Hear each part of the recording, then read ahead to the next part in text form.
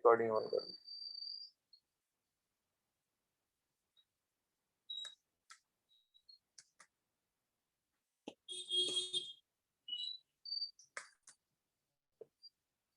चलो पिछली क्लास में हमने प्रोटॉन न्यूट्रॉन इलेक्ट्रॉन निकालना सीख रहे थे, ये सब आ गया था आपको? बोलो। ये सब आपने आईटीसी में भी पढ़ा होगा ना?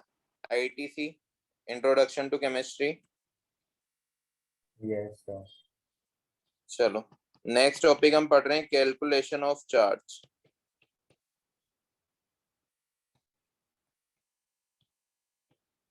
हमने जब एटॉमिक स्ट्रक्चर पढ़ा था तब हमने पढ़ा था इलेक्ट्रॉन पे चार्ज कितना होता है, याद है ना? तो इलेक्ट्रॉन पे चार्ज कितना होता है? 1.6 इंटू 10⁻⁻19 कूलम। जैसे अगर मैं इस पे चार्ज देखूं O2 माइनस पे चार्ज, तो मैं क्या करूंगा, इसका क्या मीनिंग है? सिंपली चार्ज ऑफ 2 इलेक्ट्रॉन, यही मीनिंग है ना, 2 इलेक्ट्रॉन, क्योंकि ऑक्सीजन के पास 8 इलेक्ट्रॉन थे, वो तो 8 प्रोटॉन से न्यूट्रल हो रहे थे, 2 इलेक्ट्रॉन और एक्स्ट्रा आ गए, तो इस पूरे आयन पे कितना चार्ज होगा? 2 इलेक्ट्रॉन का। ठीक है, मैग्नीट्यूड क्या होता है चार्ज का? Magnitude of charge is equal to 2 into 1.6 into 10⁻⁻19 coulomb. इतना चार्ज होगा ऑक्सीजन पे। अगर मैं इसको फेराडे में लिखना चाहूं, तो फेराडे का क्या मतलब होता है? फेराडे का मीनिंग होता है charge present, charge of 1 mole electron, मतलब इतने सारे इलेक्ट्रॉन का चार्ज। अब 1 मोल इलेक्ट्रॉन का चार्ज कैसे निकालूंगा मैं? 1.6 इंटू 10⁻⁻19, ये तो हो गया एक इलेक्ट्रॉन का, इसको मल्टीप्लाई कर दूं मैं Na से, तो फेराडे आ जाएगा, 1 फेराडे की वैल्यू आ जाएगी। आएगी कि नहीं आएगी? तो 1 फेराडे इक्वल टू, मैं ऐसा लिख सकता हूँ 1.6 इंटू 10⁻⁻19 इंटू 6.023 इंटू 10⁻23। ये इक्वल कितना आने वाला है? ये आने वाला है 96500 कूलम, क्योंकि ये वैल्यू किसमें थी? कूलम में थी। ठीक है, तो 1 फेराडे की वैल्यू कितनी आने वाली है? 96500 कूलम। ये हमें याद रखनी होगी। समझ आया? एल्यूमिनियम पर चार्ज अगर हमें बताना है, इस पे कितना चार्ज है, तो इसका चार्ज कैसे कैलकुलेट करेंगे? 3 इंटू 1.6 इंटू 10⁻⁻19 कूलम, क्योंकि इस पे 3 इलेक्ट्रॉन कम थे, तो 3 प्रोटॉन ज्यादा हो रहे हैं, 3 प्रोटॉन ज्यादा हो रहे हैं, तो उस पे चार्ज कितना होगा? प्रोटॉन और इलेक्ट्रॉन पे चार्ज सेम होते हैं, याद है ना? प्रोटॉन पे 3 प्रोटॉन की वजह से चार्ज कितना होगा? 3 इंटू 1.6 इंटू 10⁻⁻19 कूलम। सिंपल है, समझ आया? यस। चलो क्वेश्चन करते हैं कुछ मॉल कॉन्सेप्ट से रिलेटेड, कैसे चार्ज कैलकुलेट करना है। इरेज करूँ ये? लिखा आदर्श, लिखा है? 1 मिनट। एक क्वेश्चन मैं यहीं पर लिख देता हूँ, कैलकुलेट द मैग्नीट्यूड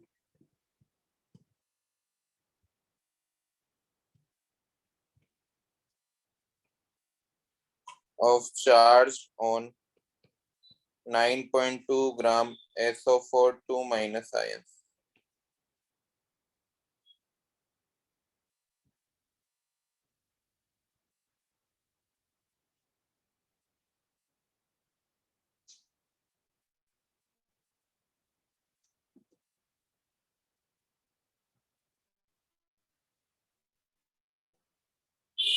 है वो कूलम्स में बताना है आपको, और दूसरा बोल रहा है वो इन फेराडे बताओ।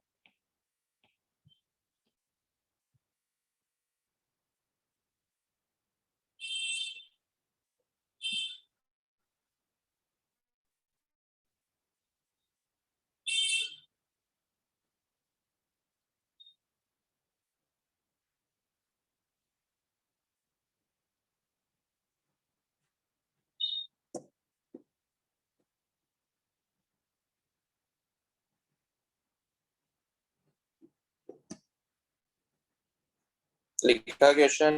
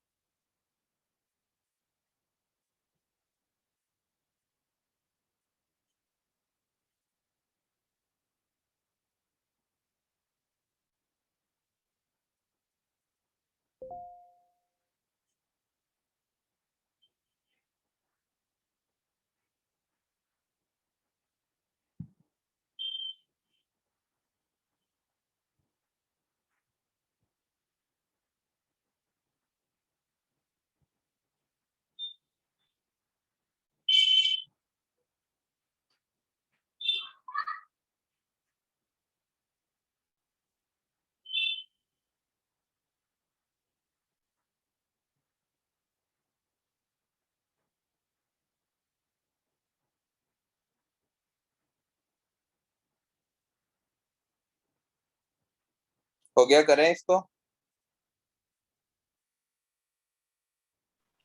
Yes, sir. देखो वो पूछ रहा है magnitude of charge on 19.2 gram SO4 2- है। ये कूलॉम में भी बताना है आंसर, फेराडे में बताना है। ठीक है, कैसे करेंगे? पहले हम तो मोल्स कैलकुलेट करने होंगे, क्योंकि नंबर ऑफ आयंस हमें निकालने। मोल्स कैसे कैलकुलेट करेंगे? Given mass 19.2 upon molar mass.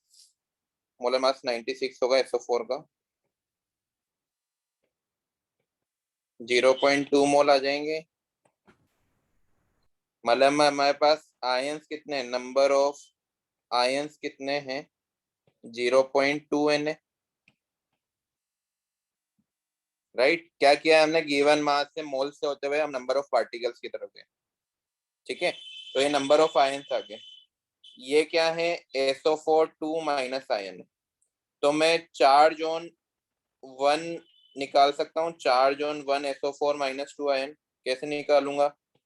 2 into 1.6 into 10⁻⁻19 coulomb. Clear? ऐसे ही निकालूंगा ना। तो charge on I didn't get that. Could you try again? 0.2 Na ion क्या होगा? 2 into 0.2 Na into 1.6 into 10⁻⁻19 coulomb. यही होगा ना? बोलो। अब देखो, ये तो हमारा आ गया कूलम्स में आंसर। इन कूलम्स में तो क्या आया? इन कूलम्स में तो आया है ये 0.4 Na इंटू 1.6 इंटू 10⁻⁻19 कूलम। ठीक है, अब मुझे पता है कि ये वाली वैल्यू क्या होती है। ये वाली वैल्यू 1 फेराडे के इक्वल होती है। Na इंटू 1.6 इंटू 10⁻⁻19 होती है ना। तो मैं इसको इन फेराडे के आंसर लिखूंगा। इन फेराडे आंसर लिख दूंगा 0.4 फेराडे। क्लियर है?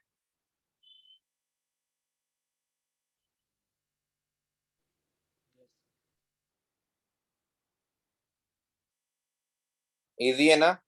तो चार्ज कैसे Yes, sir. कैलकुलेट करेंगे? हमें एक इलेक्ट्रॉन का चार्ज याद करना है बस। जितने भी इलेक्ट्रॉन ज्यादा है या कम है उसके अकॉर्डिंग हम चार्ज ऑन 1 निकाल लेंगे। नंबर ऑफ पार्टिकल्स हम निकालते हुए हैं, उस अकॉर्डिंग उससे मल्टीप्लाई कर देंगे। जितने भी आयंस आएंगे उस अकॉर्डिंग कर लोगे। ये कर दो रेस। समझ आया ना सभी को? Yes, sir. चलो नेक्स्ट हम देखते हैं आइसोटोप्स क्या होते हैं। आइसोटोप्स पता है ना, जिनके सेम एटॉमिक नंबर होते हैं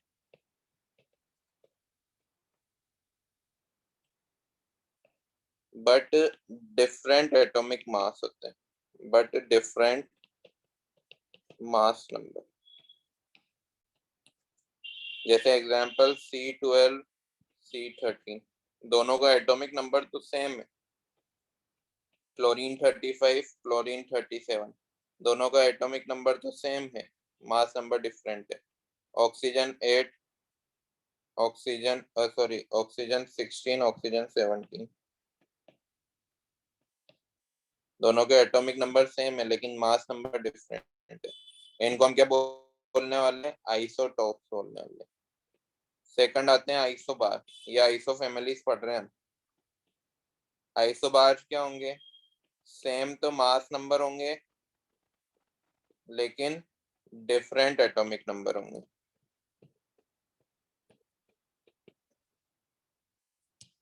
जैसे कैल्शियम, कैल्शियम का भी 40 होता है, आर्गन का भी 40 होता है। एटॉमिक नंबर डिफरेंट है, मास नंबर सेम है।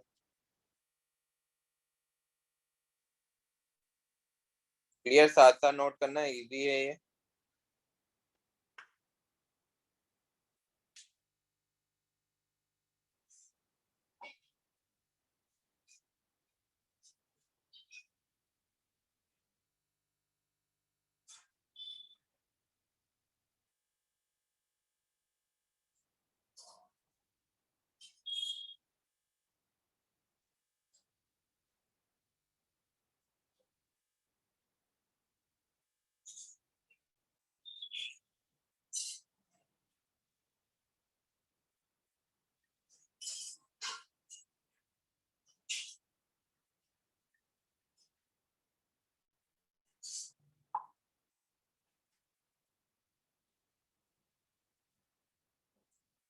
हो गया? Yes sir. नेक्स्ट आते हैं आइसो इलेक्ट्रॉन्स या आइसो इलेक्ट्रॉनिक्स।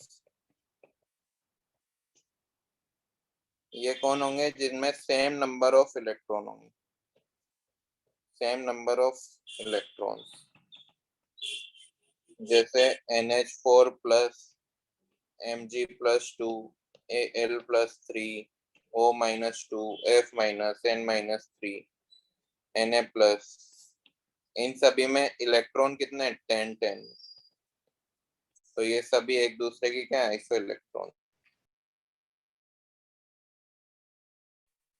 तो काउंट करना सीख चुके हैं हम, इसमें कोई प्रॉब्लम नहीं है ना। नेक्स्ट आते हैं आइसोटोन्स। आइसोटोन्स कौन होंगे? सेम नंबर ऑफ न्यूट्रॉन्स,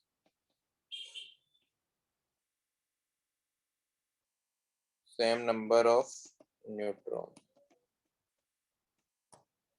जैसे ऑक्सीजन 16 नाइट्रोजन 15, न्यूट्रॉन दोनों में 8 है।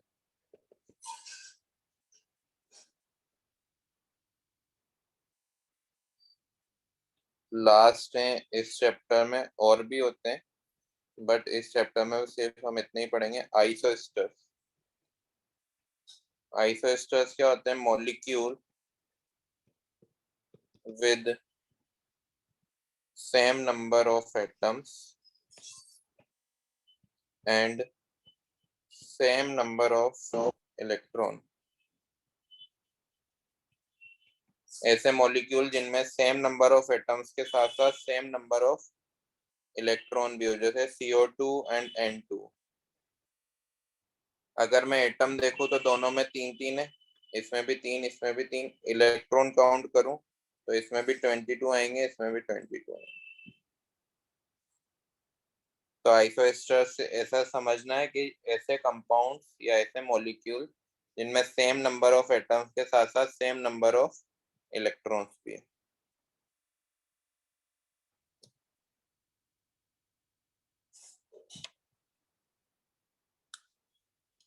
क्लियर? तो ये सिंपल सी डेफिनेशन हमें याद रखनी है। नेक्स्ट टॉपिक में स्टार्ट कर रहा हूँ, average atomic mass of an isotopic mixture.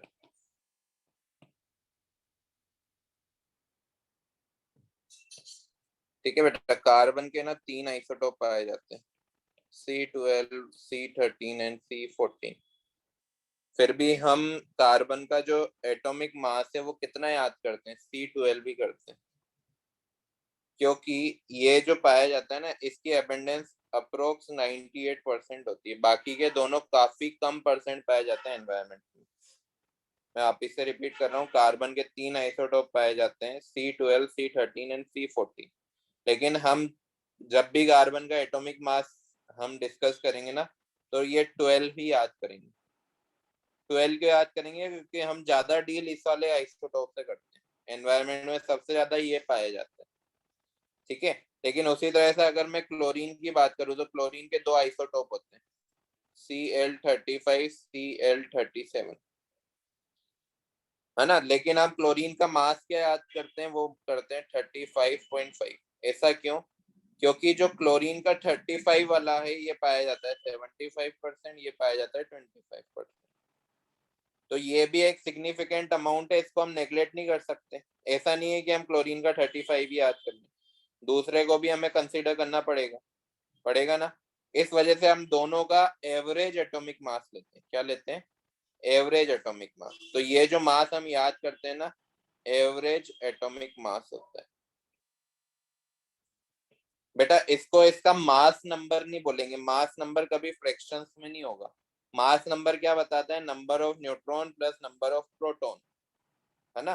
तो ऐसा नहीं है कि 0.5 न्यूट्रॉन प्लस 1.5 प्रोटॉन, ऐसा नहीं होगा। वो तो एक होल नंबर ही होगा ना, 1 होगा न्यूट्रॉन या फिर 2 होगा या 3 होगा। तो कभी भी मास नंबर फ्रैक्शंस में नहीं होगा। मास नंबर और एटॉमिक नंबर, एटॉमिक मास में यही डिफरेंस है कि मास नंबर तो एक होल नंबर होता है, 1 से लेके 100 तक कुछ भी हो सकता है और भी ज्यादा भी हो सकता है, लेकिन एटॉमिक नंबर फ्रैक्शंस में भी होता है, और जो फ्रैक्शंस में होते हैं ना उनको हम बोलते हैं एवरेज एटॉमिक मास। एवरेज एटॉमिक मास क्या है? उनके जो आइसोटॉप्स अवेलेबल है उनका हमने एवरेज लिया। एवरेज कैसे लेते हैं? इसका सिंपल सा फॉर्मूला है, एवरेज एटॉमिक मास का फॉर्मूला हम क्या करेंगे, total mass upon total moles, ये इसका सिंपल सा फॉर्मूला। इसको अगर मैं सिंपल देखूं तो एम एवरेज का फॉर्मूला आएगा m1a plus m2b upon a plus b। A and B है ना, ये एबंडेंस है। क्या है ये? एबंडेंस। m1 क्या है? मास ऑफ फर्स्ट, क्लोरीन का मास 35 है। m2 का जो मास ऑफ सेकंड, उसका मास 37 है। जैसे क्लोरीन का अगर मुझे निकालना है तो मैं क्या करूंगा, 35 इंटू उसकी एबंडेंस 75% प्लस m2 कितना है, 37 इंटू उसकी abundance 25% upon a plus B, total moles 75 plus 25 100। तो ये जब हम सोल्व करेंगे तो ये आएगा 35.5 AMU। बात समझ आई? तो ये जो हम क्लोरीन का मास याद करते हैं, ये उसका एवरेज एटॉमिक मास है, ये उसका एटॉमिक मास नहीं है, ध्यान रखना है। क्लियर? ये फॉर्मूला हमें याद रखना पड़ेगा क्योंकि इससे क्वेश्चन काफी आते हैं।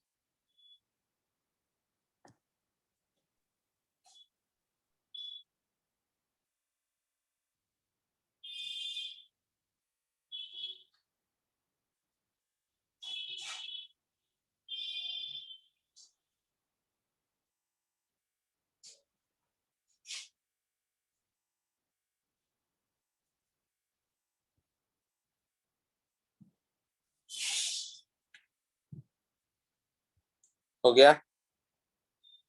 Yes, sir. Yes, sir. Yes, sir. चलो इससे रिलेटेड क्वेश्चन करते हैं। कर दो ही रहे थे क्वेश्चन लिखना। The atomic mass of B is 10.8 AMU if B exists in the form of B10 and B11, then calculate the mole percent of each isotopes in mixture of B10 and B11।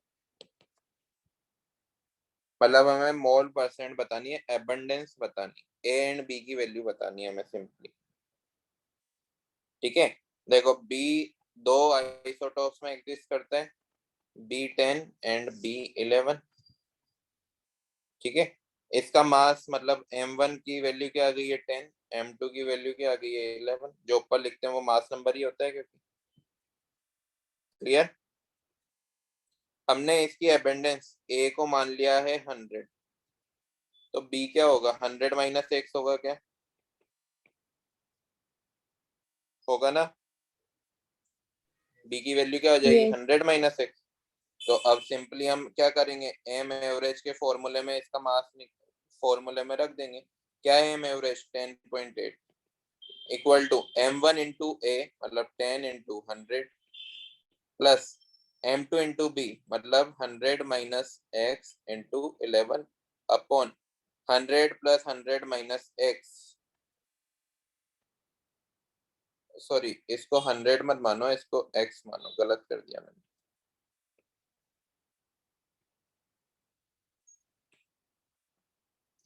Simple.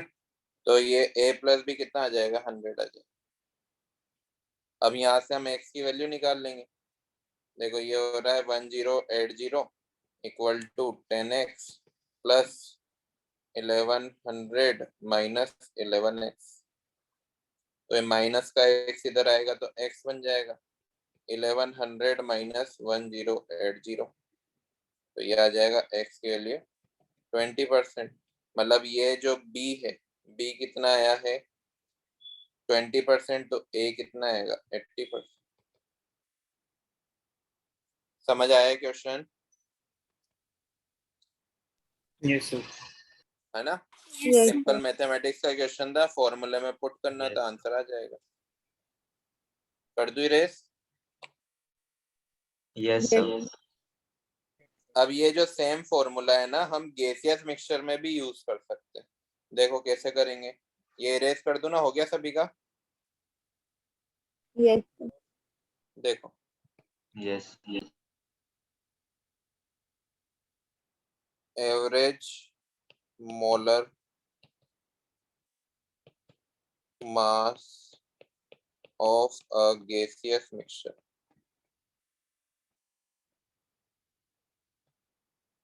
Next हमारा topic है average molar mass of gaseous mixture, जो कि same यही topic है, same यही चीजें हमें उसमें भी करनी है। गैसियस मिक्सचर दो गैस से मिलकर बना होगा, गैस 1 एंड गैस 2।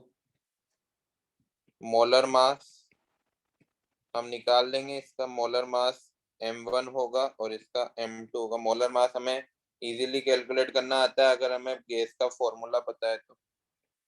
मोल्स को क्या बोलूंगा मैं, n1 और n2। तो एवरेज मोलर मास का क्या फॉर्मूला हो जाएगा,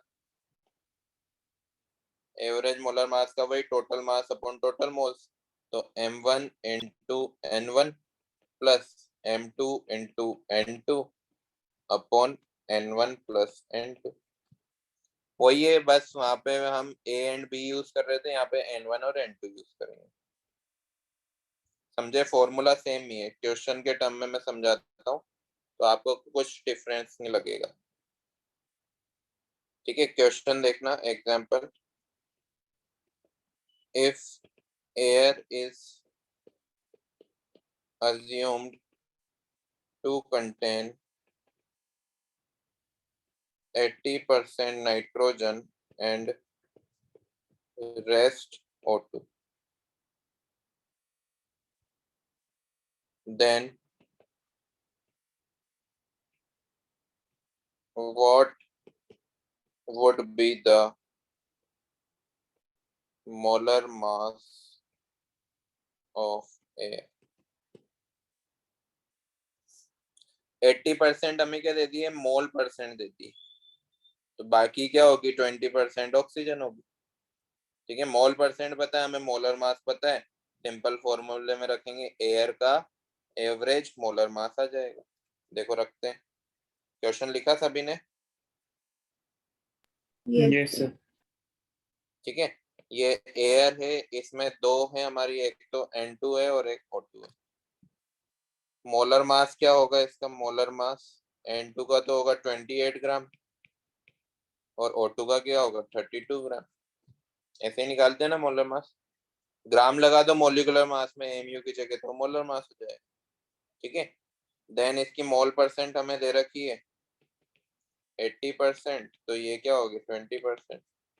एम एवरेज में डायरेक्ट फॉर्मूला में रख देंगे, 28 into 80 plus 32 into 20 upon 100,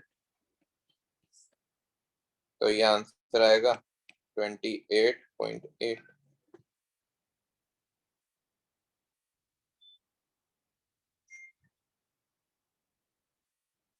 clear? yes, एक क्वेश्चन आप करो। yes, if the average molar mass of a gaseous mixture containing SO2 and SO3 is 75, then determine the percent composition of mixture by mole। ये करने की कोशिश करो, answer बताओ मुझे। अद्वैश, आदर्श, अदिति वीडियो मत ऑफ किया करो, भाभी का। शार्विल एंड स्वामी, स्वामी तो कभी वीडियो ऑन खुद से करता ही नहीं है। तो मेरा वीडियो चालू है। I am connected from 2 devices. Okay,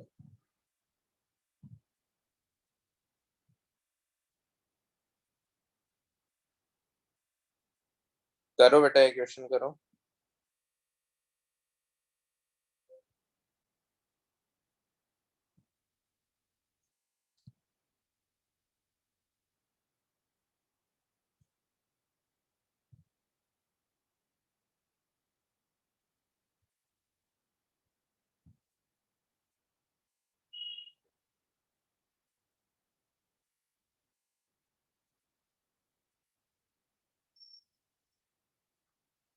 देखो, हमें एम एवरेज दे रखा है, हमें इनकी मोल परसेंट निकालनी है बस। मतलब N1 और N2 की वैल्यू निकालनी है। कैसे निकालेंगे? मिक्सचर है हमारा, एक मिक्सचर है जिसमें दो गैसेज हैं, SO2 एंड SO3। इसका मोलर मास तो निकाल ही सकते हैं। इसका कितना होगा? 32 + 32 64। इसका 32 + 48 80। यही होगा ना, राइट? इसके बाद हम मोल्स देख लेंगे, इनके मोल्स हम मान लेते हैं। इसके मान लेता हूँ मैं x, तो ये क्या होगा? 100 - 6। एम एवरेज दे रखा है हमें, एम एवरेज कितना दे रखा है? 75 equal to 64 into X plus 80 into 100 - 6 upon 100। तो ये हो जाएगा 7500 equal to 64x plus 80x minus का 80x आएगा। माइनस का 80x प्लस 8000, राइट? ये माइनस का 16x इधर आएगा, तो 16x upon equal to 8000 minus 7500, right? तो ये हो जाएगा 500, x की वैल्यू आ जाएगी 500 अपॉन 16, तो ये आएगा 31.25%। x मतलब SO2 के मोल्स आए हैं कितने? 31.25%। तो SO3 कितना आएगा? 68.75%। ये आंसर है। सिंपल है, Yes. नोट करो।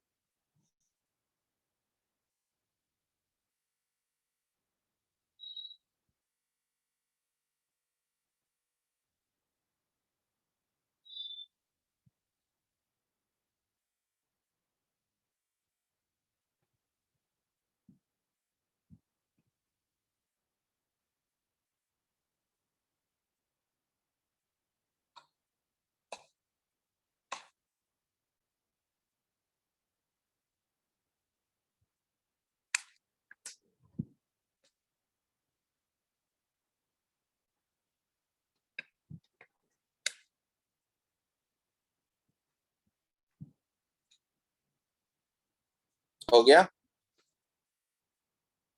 Yes. नेक्स्ट टॉपिक देखो।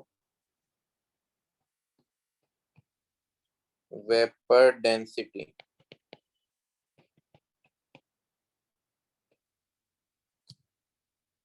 वेपर डेंसिटी की अगर मैं डेफिनेशन बताऊं ना, तो density of a gas with respect to hydrogen, with respect to hydrogen. तो क्या फॉर्मूला हो जाएगा वेपर डेंसिटी का? Density of gas upon density of hydrogen at same T and P, at same temperature and pressure, definition याद रखनी है, फिर मैं इसका एक डेरिवेशन बताता हूँ जिससे हमें एक फॉर्मूला याद करना है। सिंपल, ये कुछ भी नहीं है। देखो,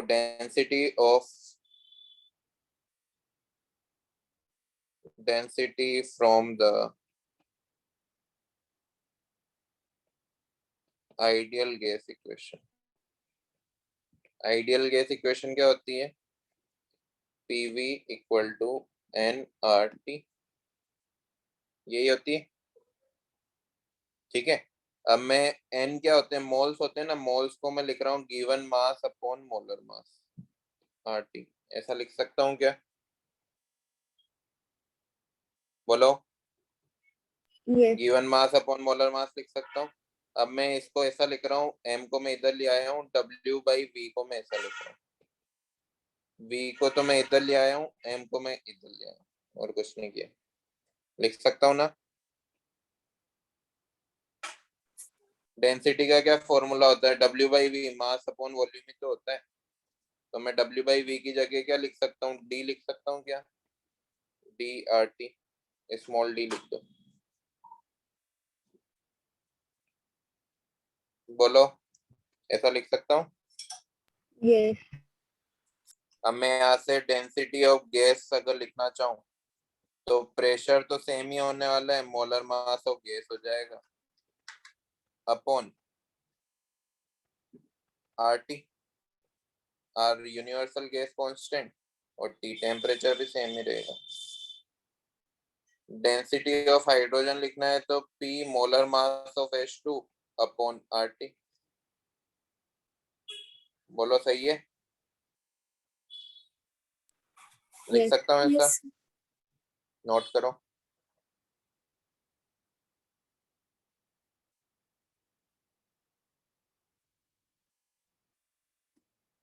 देखो, मैं वेपर डेंसिटी के फॉर्मूले में इन दोनों की वैल्यू लिख रहा हूँ।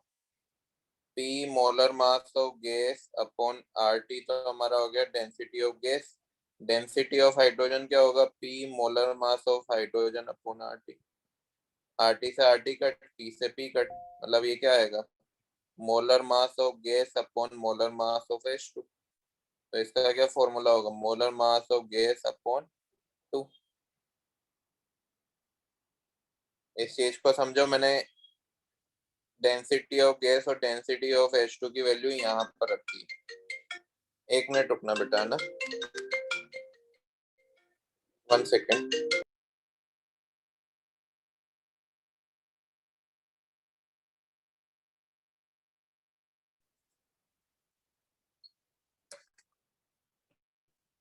देखना बच्चों, मैंने कुछ भी नहीं किया है। डेंसिटी ऑफ गैस और डेंसिटी ऑफ हाइड्रोजन मैंने इस वाले फॉर्मूले में रख दिए। तो हमारा वेपर डेंसिटी का क्या फॉर्मूला आ रहा है? Molar mass of gas upon 2। समझे डेरिवेशन?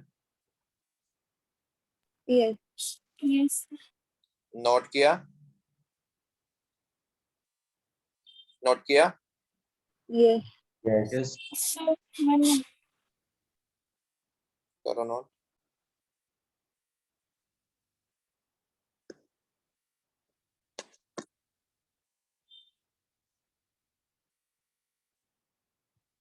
done.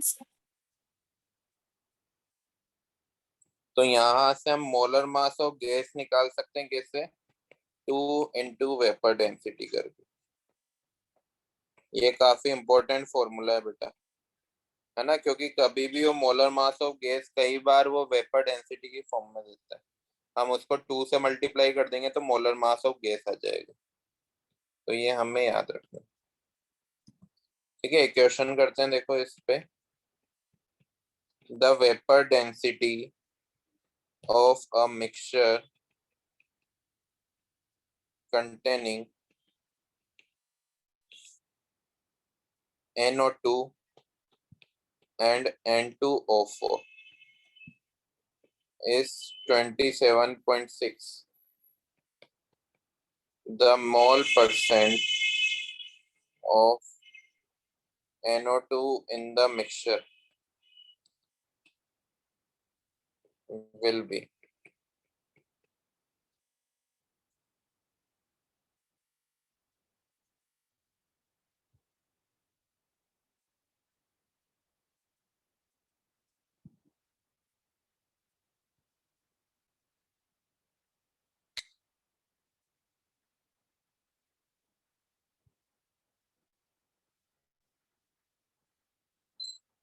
देखो यहाँ पर हमें वेपर डेंसिटी दे रखी है 27.2, तो एम एवरेज क्या होगा? एम एवरेज होगा 2 इंटू वेपर डेंसिटी, 2 इंटू 27.6, ये कितना आ जाएगा? 55.2। क्लियर? अब एक मिक्सचर है हमारे पास, मिक्सचर का एवरेज मॉलिक्यूलर मास हमें दे रखा है कितना? 55.2। मिक्सचर में कौन कौन सी गैस है? N2O है, N2O4 है। इनका मोलर मास तो निकाल सकते हैं हम। 28 प्लस 16, 28 प्लस 16 कितना हो जाएगा? ये 46, नहीं, 28 प्लस 16 44 40 है ना, 44 ही होगा। N2O4 कितना होगा? 92 मोल परसेंट। इसका मैं मान लेता हूँ x, इसको मैं मान लेता हूँ 100 माइनस 6। फॉर्मूले में रखो, x और y की वैल्यू निकाल लो, x की वैल्यू और 100 माइनस x की वैल्यू। कर सकते हैं क्या? yes sir.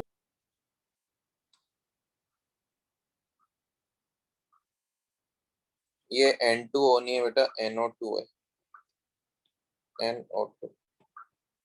44 नहीं आएगा, 46 आएगा।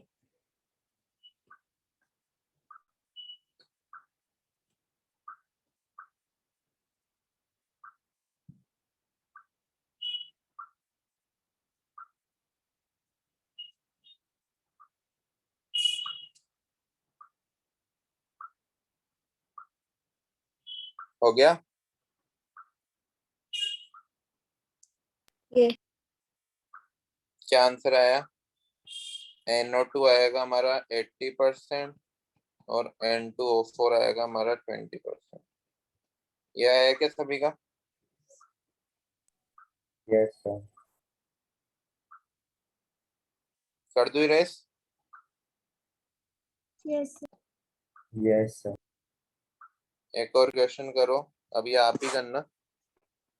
The density of a gaseous mixture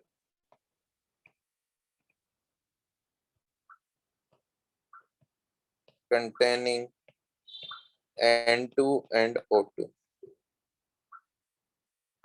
at 1 atm and 300 Kelvin।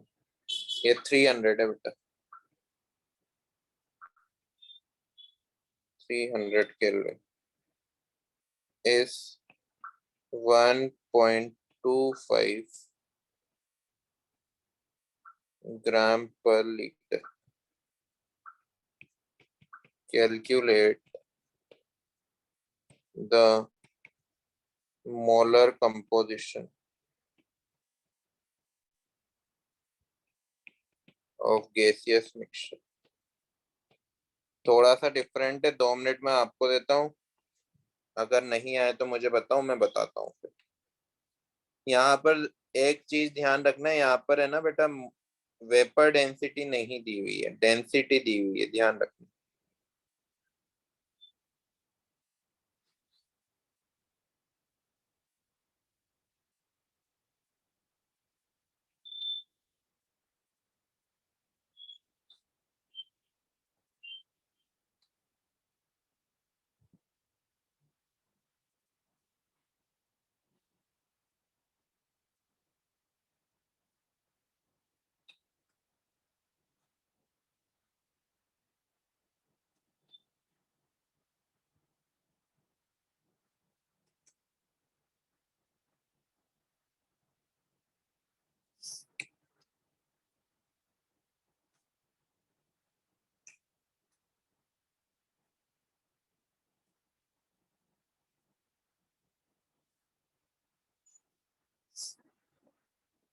बताओ मैं बच्चों। Yes, sir. देखो बेटा, डेंसिटी और मोल्स या मास का एक ही हमने फॉर्मूला पढ़ा है, Pm equal to D R T. अभी आइडियल गैस से पढ़ा था ना, Pm equal to D R T. यहाँ से ये क्या है, ये मोलर मास है। मोलर मास का क्या मतलब होगा, molar mass of mixture equal to DRT अपॉन P। डी कितना दे रखा है 1.25, आर कितना है 0.0821 इंटू 300, प्रेशर तो 180 एम अपॉन 1। तो यहाँ से एम मिक्सचर आ जाएगा हमारा, एम मिक्सचर आएगा यहाँ 30.7 लमसम। ठीक है, अब जो हमारा मिक्सचर है वो दो पार्ट्स में डिवाइड है, N2 एंड O2। M1 निकाल सकते हैं, कितना आएगा इसका 28 ग्राम, M2 कितना आएगा 32 ग्राम। ठीक है, मोल परसेंट इसका मान लूंगा x, इसको मान लूंगा 100 माइनस x। एम एवरेज हमें दे रखा है 30.7 जो हमने निकाल लिया। आगे कर लोगे? Yes, sir. Yes. Yes. करो। Yes, sir.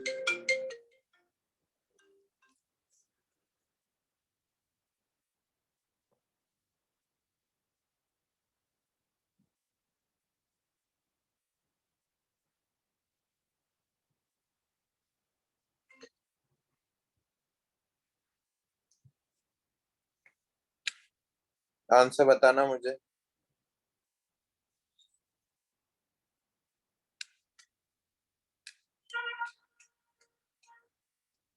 तो चाहे डेंसिटी दी हुई हो या वेपर डेंसिटी, हमारा जो क्वेश्चन करने का तरीका है वो यही है कि पहले हमें मास पता होना चाहिए, वो एवरेज एटॉमिक मास पता होना चाहिए।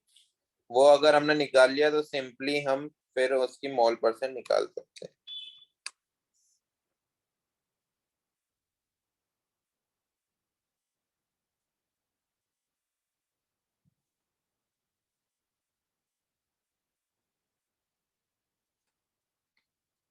कर दो, इरेज हो गया।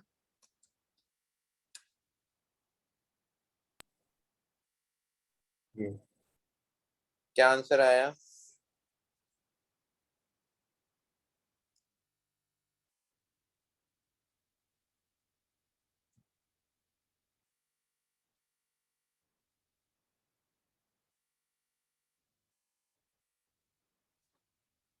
आया किसी का आंसर?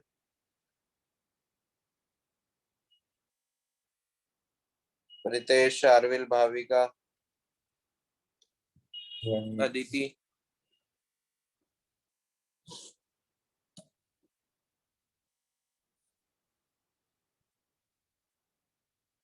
Sir, 32.4 and 67.6. हाँ बेटा सही है। N2 आ रहा है 32.4 और O2 आया है 66.6, 67.6। क्लियर? कर लेंगे। तो हमने Yes. एवरेज एटॉमिक मास के अलग अलग तरह से जितने भी क्वेश्चन हो सकते थे वो कर लिए। अब इससे क्वेश्चन आए तो आपको हो जाना चाहिए आई थिंक। ठीक है, नेक्स्ट जो हमारा सिंपल सा टॉपिक है वो है law of chemical combination. Law of chemical combination, इसमें 3-4 लॉस को हम डिस्कस करेंगे। पहला लॉ है law of conservation of mass.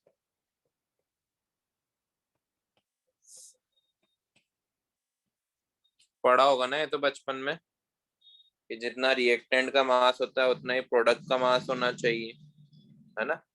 ना तो हम मैटर को बना सकते हैं ना उसको डिस्ट्रॉय कर सकते हैं। स्टेटमेंट लिखो इसका, लेवोइजियर ने दिया था ये।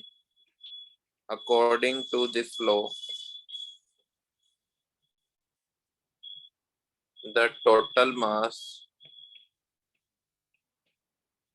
remains conserved during the chemical reaction।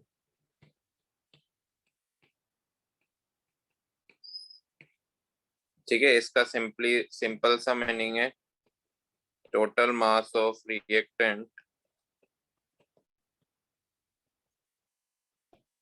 is equal to total mass of product.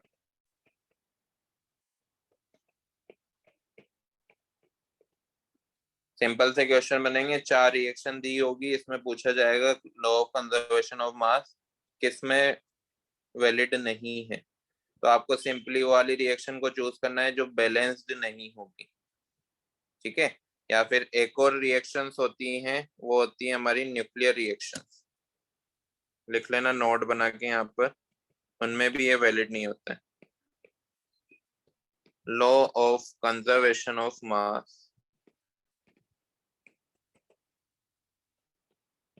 is not valid for nuclear reactions. Nuclear reactions हम आपने न्यूक्लियस की डिस्कवरी के में तो पढ़ा ही होगा, न्यूक्लियर रिएक्शन करवाई थी, न्यूट्रॉन की डिस्कवरी जो थी उसमें, है ना। तो न्यूक्लियर रिएक्शंस के बारे में हम न्यूक्लियर केमिस्ट्री में डिटेल में पढ़ेंगे, लेकिन वहां पर ये जो लॉ है ये वैलिड नहीं है, क्योंकि कुछ जो मास होता है वो रेडिएशंस में कन्वर्ट हो जाता है, may get converted into energy।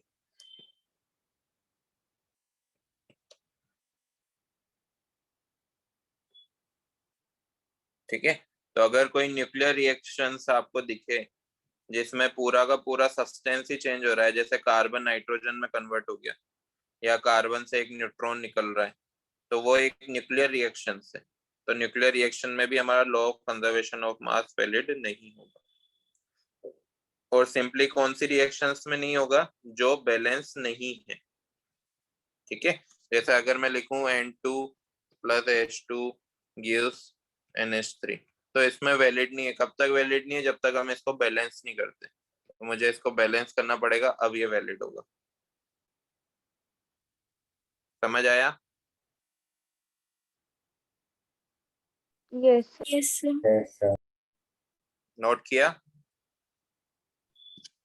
Yes, sir. Yes, sir. Second law है law of constant proportion.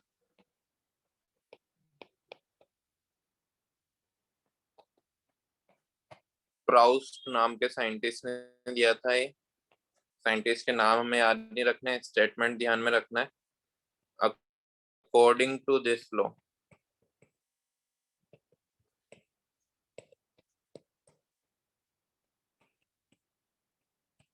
elements combine in a fixed ratio of mass.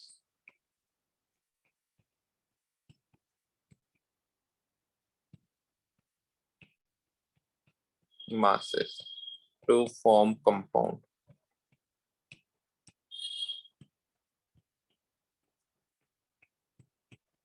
And the ratio remains constant irrespective of the source of preparation.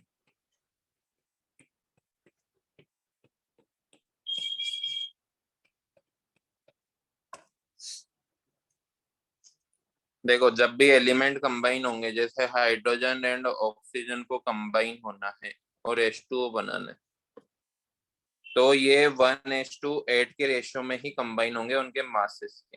तो मुझे इसको balance करना पड़ेगा। क्या ratio आ रहा है यहाँ पे? 2 ग्राम, तो इसका रिएक्ट कर रहा है इसके 16 ग्राम से और बना रहा है ये 18 ग्राम।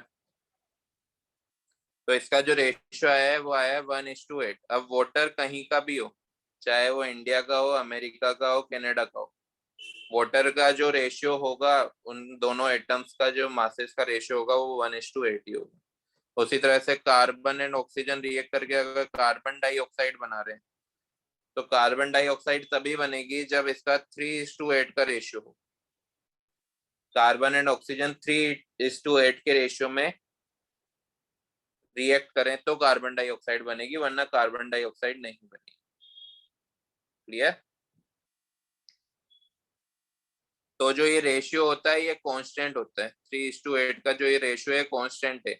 ये कोई से भी सोर्स ऑफ प्रिपरेशन है, जैसे CO2 चाहे हमारा किसी के कंबशन से बन रही हो या फिर जो हम बाहर निकाल रहे हैं सांस लेते टाइम, ब्रीदिंग के टाइम तब आ रही हो, तो कोई सी भी CO2 हो, उसका जो रेशियो होगा कार्बन एंड ऑक्सीजन के मासेस का वो 3:80 होने वाला है।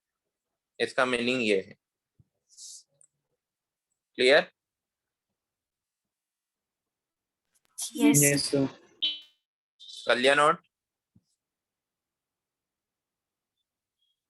नोट किया? Yes. Yes, sir. Yes, sir. Third law है लॉ ऑफ मल्टीपल प्रोपोर्शन। बहुत सिंपल सिंपल क्वेश्चन बनते हैं बेटा, थ्योरी वाले टॉपिक से ही। कुछ ज्यादा टफ क्वेश्चन नहीं आने वाला है इसमें, बस हमें इनका स्टेटमेंट ध्यान में रखना है। पहले मैं समझा देता हूँ इसको, फिर लिखवा दूंगा।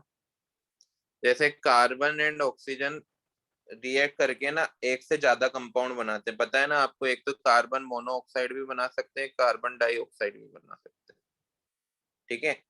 इनमें से इसमें भी कार्बन भी ऑक्सीजन भी, इसमें भी कार्बन भी ऑक्सीजन भी।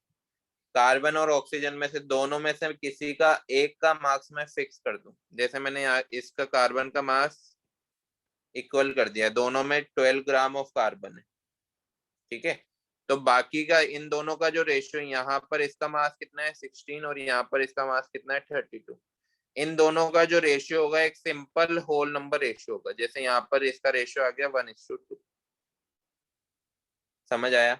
दोनों में से किसी एक का मास आप इक्वल कर दो, बाकी का जो दूसरा एलिमेंट था उनका जो रेशियो है वो सिंपल होल नंबर रेशियो होगा। जैसे एक एग्जांपल बताता हूं मैं, सल्फर एंड ऑक्सीजन SO2 भी बनाते हैं, SO3 भी बनाते हैं ना। यहाँ पे आवाज आ रही है बेटा मेरी? Yes, sir. सल्फर का मास मैंने इक्वल कर दिया, यहाँ पे भी 32 है, यहाँ पे भी 32 है। तो इन दोनों के मासेस का रेशियो लूंगा मैं, O2 का एंड O3 का। O2 का मास आएगा 32, O3 का मास आएगा 48। 32:48 रेशियो क्या आया? 2:3 का रेशियो है। एक whole number, simple whole number ratio है। तो इसका स्टेटमेंट यही बोलता है कि अगर कोई दो एलिमेंट एक से ज्यादा कंपाउंड बना रहे हैं या दो एटम एक से ज्यादा कंपाउंड बना रहे हैं, तो उन कंपाउंड में एक एलिमेंट के मास को अगर हम फिक्स कर दें तो दूसरे एलिमेंट के मास का जो रेशियो होगा वो simple whole number ratio. Clear? Statement लिखवाता हूँ, फिर उसको आप पढ़ के कोशिश करना कि समझो, फिर मुझे बताना। अकॉर्डिंग टू दिस लॉ, एक और एग्जांपल बता दूंगा मैं। When two elements combine to form two और more products, then the masses of the same element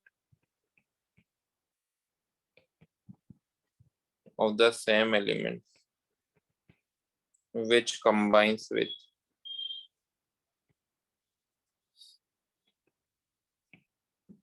with a fixed mass of other element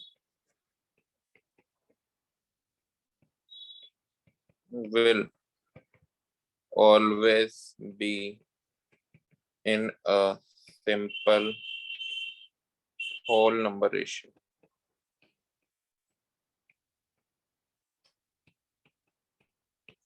note करो स्टेटमेंट और मुझे बताओ समझ आया है क्या ये?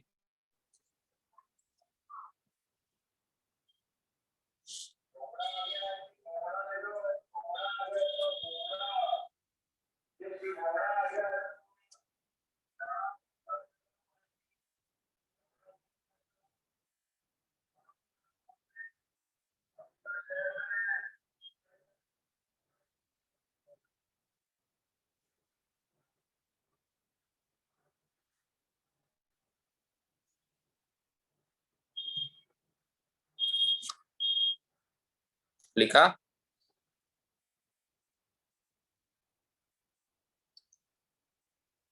Yes. देखो एक एग्जांपल और बताता हूँ इसी स्टेटमेंट के according.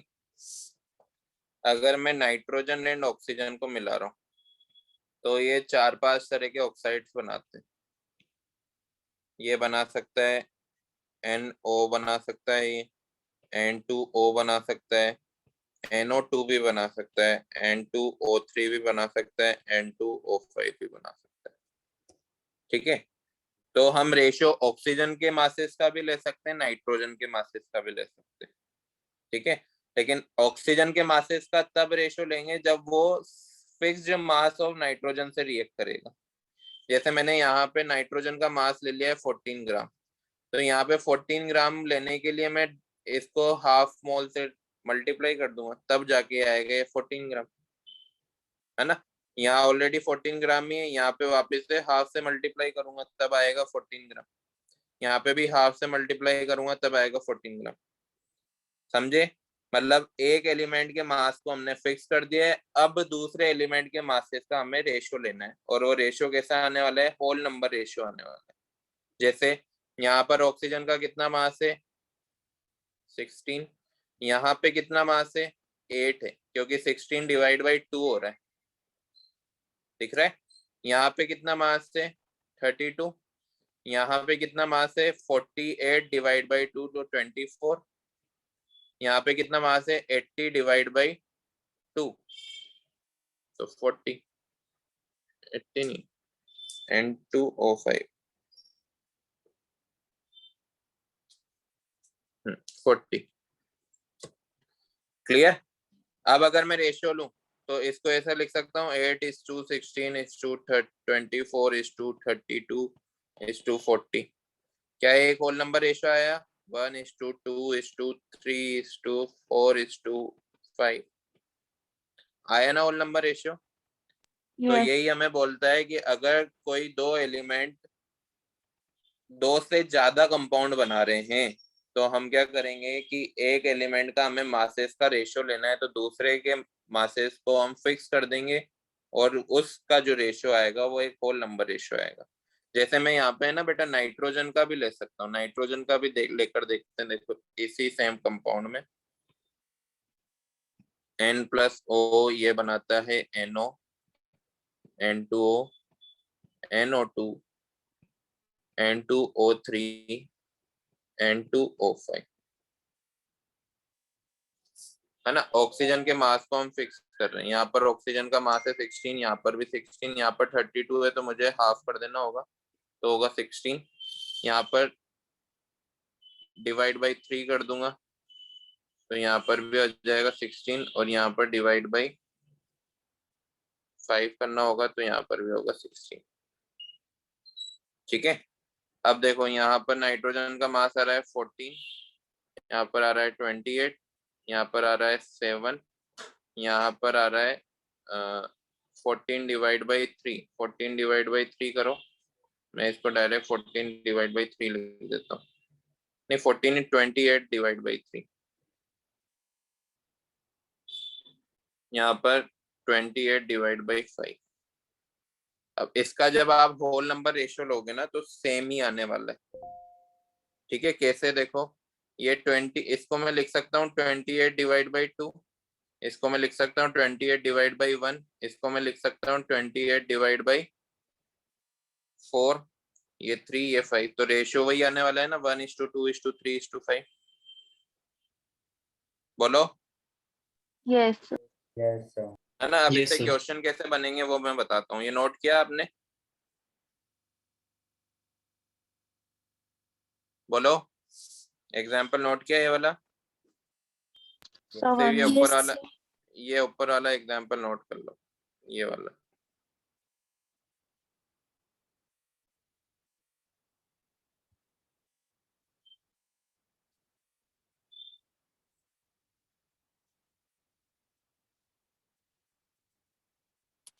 Sir, Yes. Madam.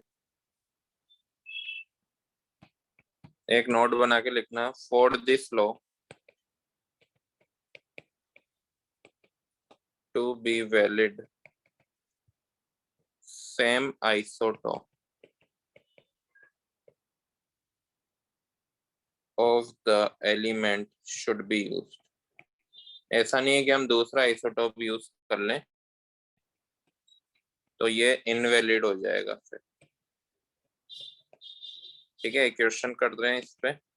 For which of the following law of multiple proportion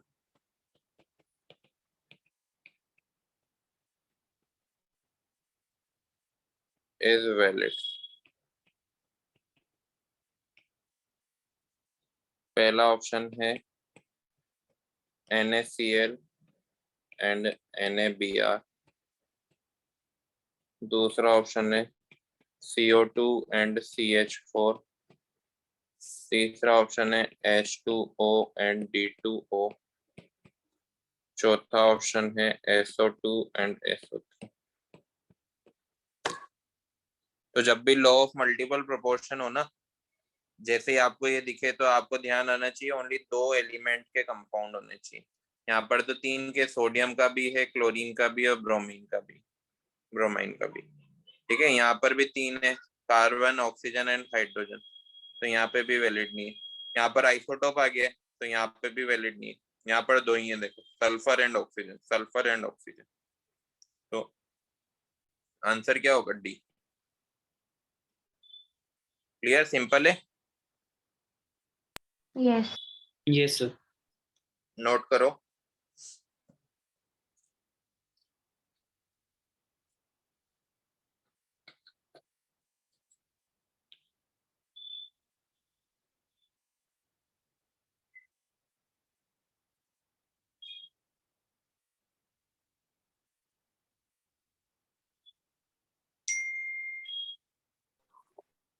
Done, sir.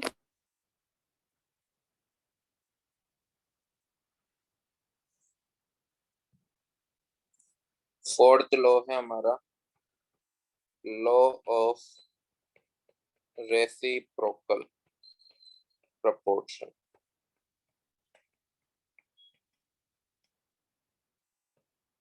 ये आईटीसी में पढ़ चुके हो क्या? पहले से पढ़ाए थे ये आपको?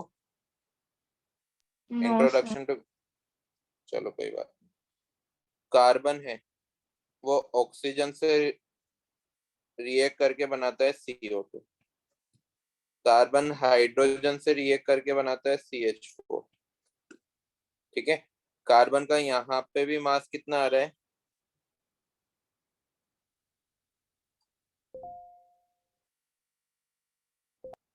कार्बन का यहाँ पे भी मास 12 ग्राम है, यहाँ पे भी मास 12 ग्राम है।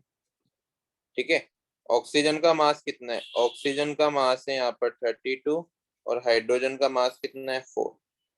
तो जो ये वाला, जो अगर मैं 32 एंड 4 का रेशियो लू ना, 32 एंड 4 का, तो वही 8:1 का रेशियो आ रहा है। तो ये जो बाकी के दोनों कंपाउंड है ना, ये भी उसी रेशियो में कंबाइन होंगे और क्या बनाएंगे? H2O बनाएंगे। एक और बार मैं समझाता हूँ। जैसे सल्फर ऑक्सीजन से रिएक्ट करके बनाता है SO2 और सल्फर हाइड्रोजन से रिएक्ट करके बनाता है H2O। ठीक है, यहाँ पर मैं ऑक्सीजन के मास को हाइड्रोजन से रिएक्ट करके बनाता है, सॉरी, सल्फर हाइड्रोजन से रिएक्ट करके बनाता है H2S। ठीक है, सल्फर का मास यहाँ पर भी 12 ग्राम है, यहाँ पर भी 12 ग्राम है। ऑक्सीजन का मास यहाँ पर 32 है, यहाँ पर क्या है? 2 है ना? तो ऑक्सीजन का मास 32 है और यहाँ पर 2 है।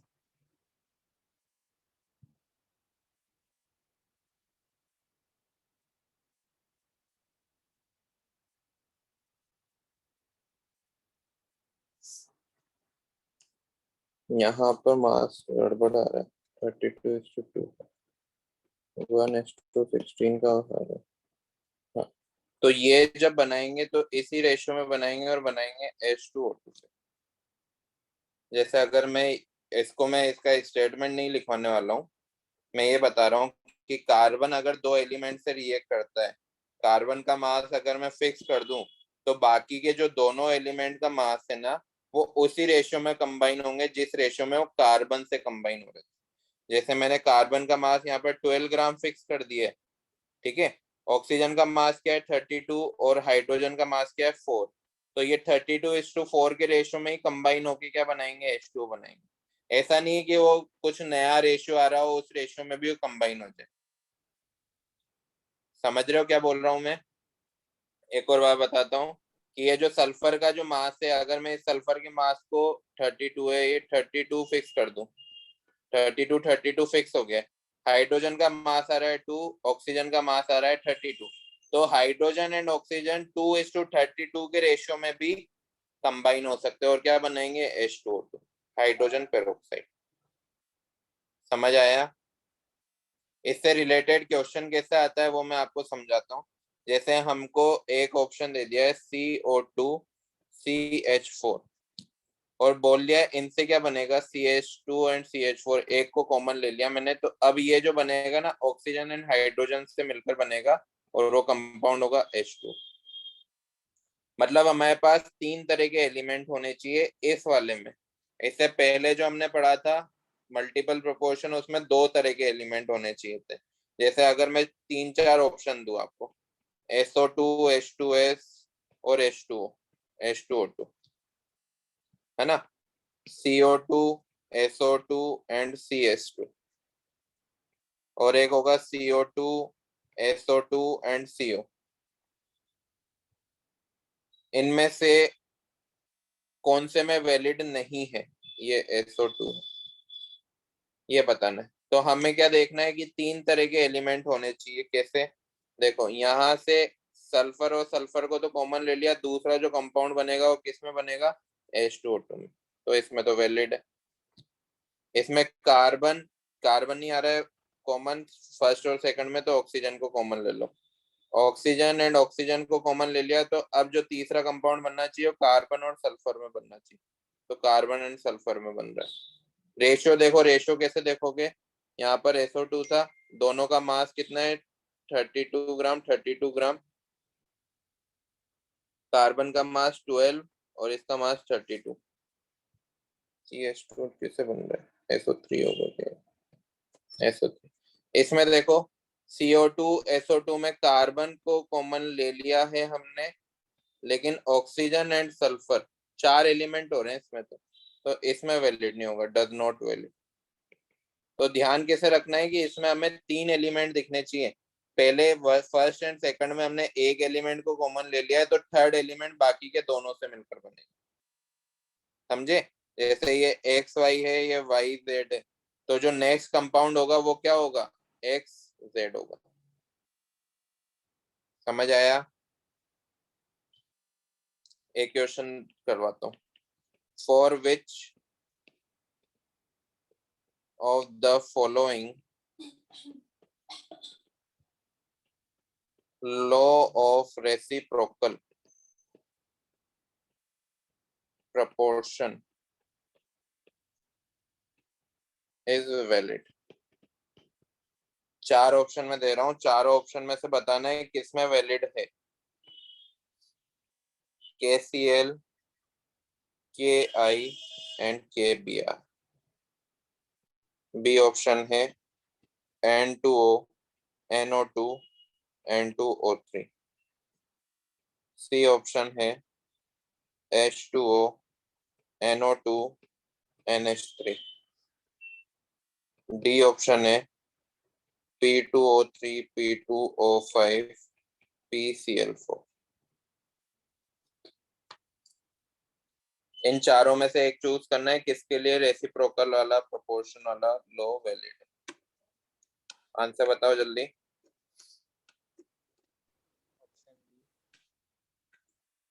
बोलो Kunjal. Option B. Option B? B गलत है बेटा।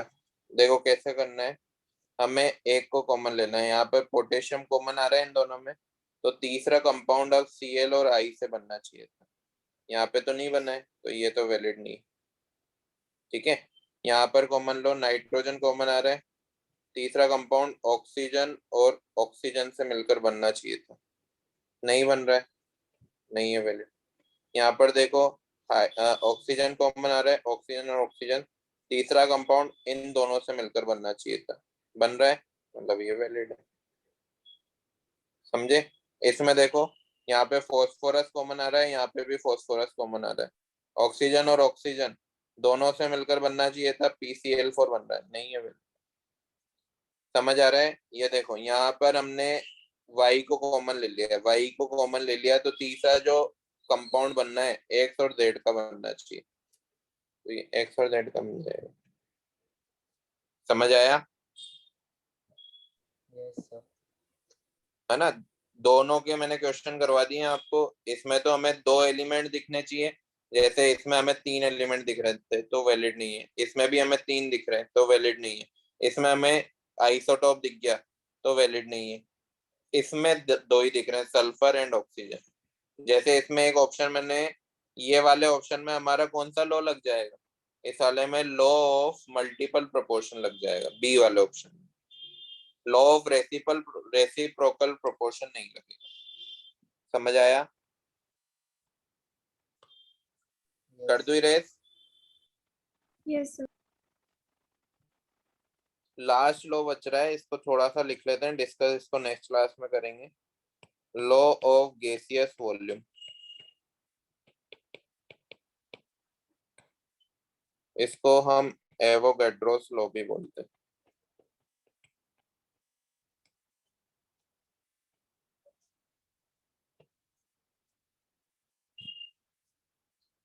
देखो हमें आइडियल गैस तो पता ही है, आइडियल गैस इक्वेशन क्या होती है, PV इक्वल टू nRT।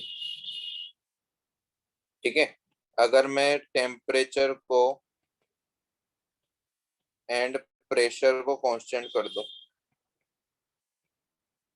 तो मैं ऐसा लिख सकता हूँ कि प्रेशर और टेम्परेचर तो कांस्टेंट है, ये ऑलरेडी कांस्टेंट था, तो मैं डायरेक्ट इसको ऐसा लिख सकता हूँ, volume is directly proportional two moles.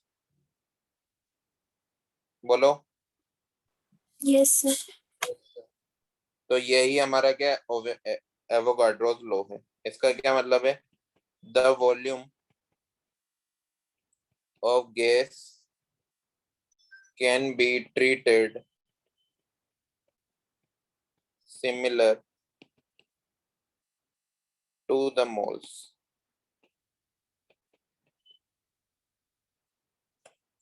ठीक है, वॉल्यूम को भी हम मोल्स की तरह ट्रीट कर सकते हैं। इसका मीनिंग मैं समझाता हूँ, पहले आप ये नोट करो, एक पैराग्राफ और लिख रहा हूं मैं। Gases combine in a simple ratio of their masses, their volume, and if the product form is also a gas, then its volume will be in simple ratio with the volume of reactant, with the volume of reactant gases। इसका असली statement तो ये है, simple वाला version मैंने ऊपर लिखा है जो हमारे काम में आने वाला है। ठीक है, लिखो ये जल्दी, फिर मैं समझा देता हूँ 1 मिनट में इसको।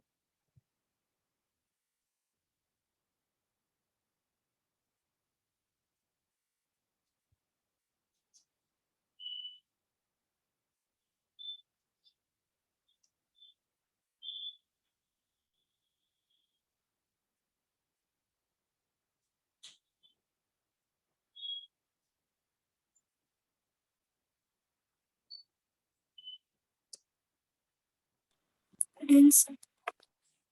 ठीक है, अब देखो जैसे हमारे पास एक रिएक्शन है N2 + 3H2 gives 2NH3।